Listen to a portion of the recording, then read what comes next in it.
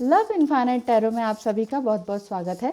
आज हम देखेंगे कि एंसेस्टर्स आपके लिए क्या मैसेज लेकर आए हैं। आपके एंसेस्टर्स या आगे हम बात करेंगे ग्लोबल एंसेस्टर्स, जिसमें कि साईं बाबा की हम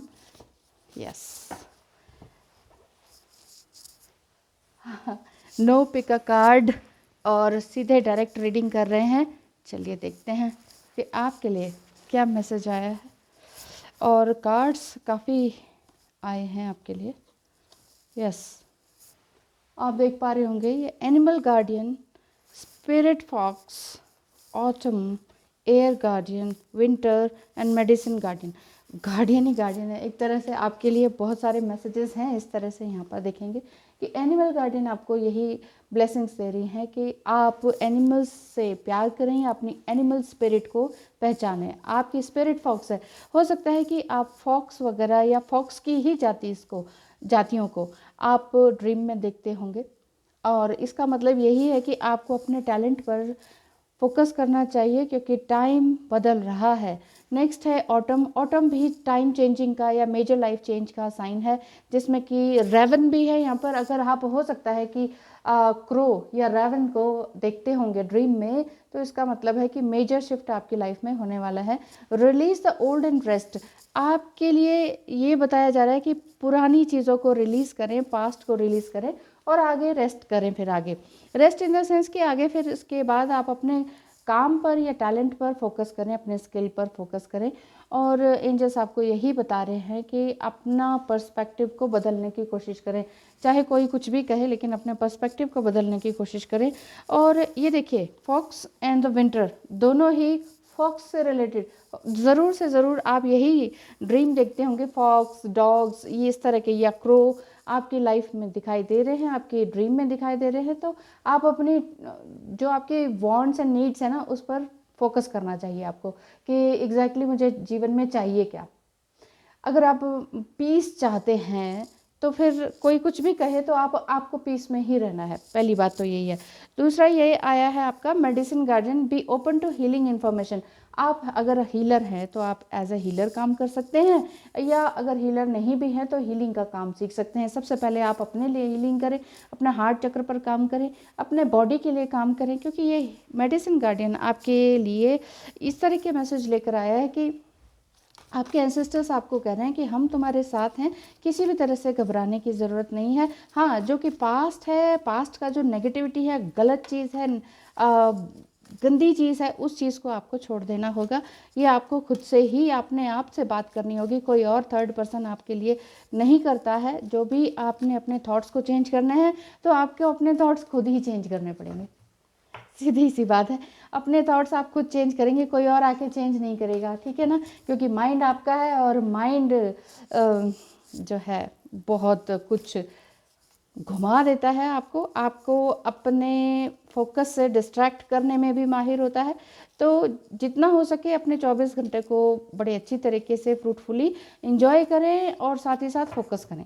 क्योंकि अगर आपके 5-7 घंटे यूं ही बेकार की बातों में चले जाते हैं, ओवर थिंकिंग में चले जाते हैं, तो फिर उससे लाइफ रोज़ की बिगड़ती है, और रोज़ बिगड़ेगी तो फ्यूचर भी बिगड़ेगा। इस चीज़ को ध्यान में रखें। तो इसीलिए ये spirit fox, winter, animal, air and medicine guardian ये आ रहे हैं कि आप अपने माइंड, बॉडी एंड सोल तीनों की रिस्पॉन्सिबिलिटी आपकी है।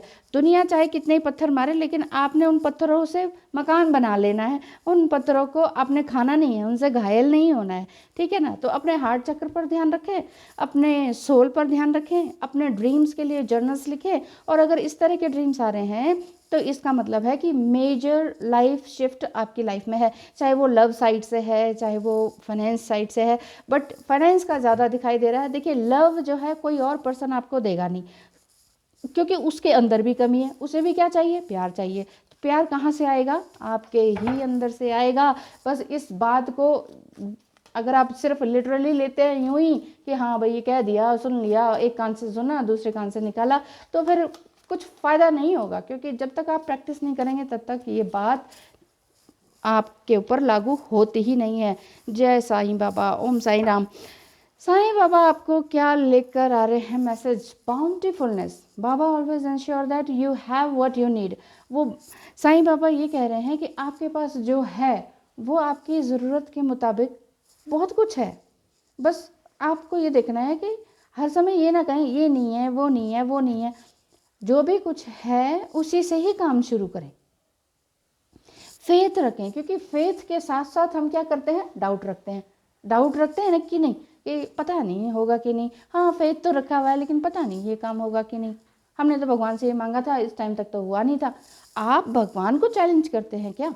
आप भगवान को ये कहते हैं कि इस टाइम से इस टाइम तक मेरा काम कर दो। वो ईश्वर है, भगवान है, कोई हमारे सर्वेंट नहीं है, ठीक है ना। तो आप बस ये कहें कि मेरी इच्छा इतनी सी है ईश्वर, तो ईश्वर आपको चप्पल फाड़ के देता है, उसका कई गुना देता है। अगर डाउट करते हैं तो वो फिर आपको डिले करते रहते हैं, फिर आप परेशान होते रहते हैं। फिर डाउट आपको उन्हीं भगवान के ऊपर भी आता है कि अरे हाँ, इनके साथ तो कुछ हुआ नहीं, चलो भगवान ही बदलते हैं। जैसे हम लोग गुरु बदलते हैं, ऐसे हम फिर भगवान बदलने लगते हैं। नहीं, अब हम इस भगवान की पूजा कर रहे हैं, अब हम उस भगवान की पूजा कर रहे हैं। किसी भी धर्म में आप हैं, किसी भी सुप्रीम पावर को आप मानना शुरू कर दिए हैं अभी से, या बचपन से कर रहे हैं, तो जस्ट उनमें ही फेथ बनाने की कोशिश करें। साईं बाबा यही कह रहे हैं कि अबंडेंस लाइफ में है, फ्रूटफुलनेस है, बाउंटीफुलनेस है, मतलब सब कुछ आपके पास है, जस्ट आपने उसको एक्सेप्ट करना है।